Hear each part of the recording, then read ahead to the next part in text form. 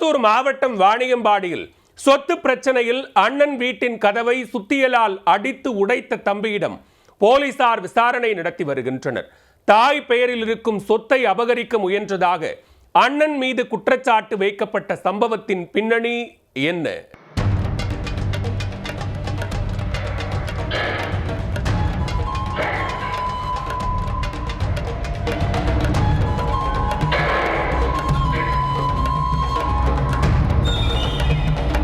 தாயுடன் சென்று அண்ணன் வீட்டின் கதவை சுத்தியலால் அடித்து உடைக்கும் சம்பவத்தின் காட்சிகள்தான் இது.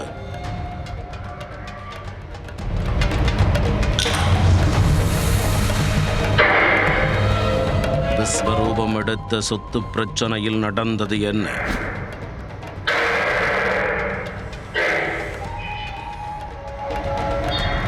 திருப்பத்தூர் மாவட்டம் வாணியம்பாடியை அடுத்த கிரிசமுத்திரம் கிராமத்தைச் சேர்ந்தவர் சம்பத்.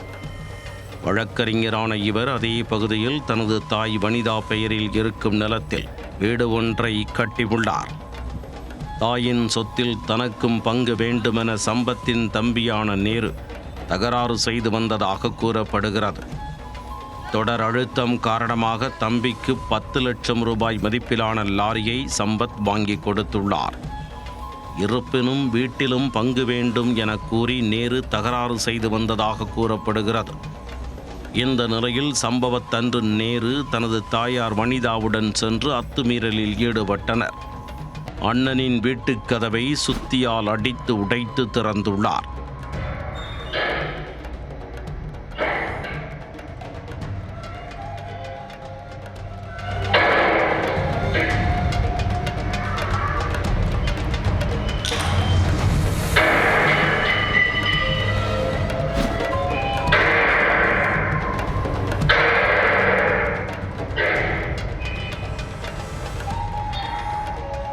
சத்தம் கேட்டு அக்கம் பக்கத்தினர் தகவல் கொடுக்க சம்பத் உடனே அங்கு சென்றுள்ளார்.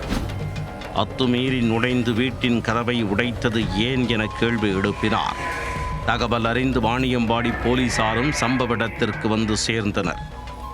சுத்தியலால் அடித்து வீட்டின் கதவை திறந்த சம்பவம் குறித்து நேரு மற்றும் அவரது தாயாரிடம் போலீசார் விசாரித்தனர்.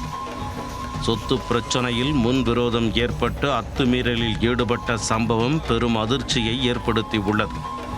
சொத்து தகராறில் அண்ணன் வீட்டை தம்பி மற்றும் தாய் அடித்து உடைத்த சம்பவம் வாணியம்பாடியில் பெரும் பரபரப்பை ஏற்படுத்தியுள்ளது.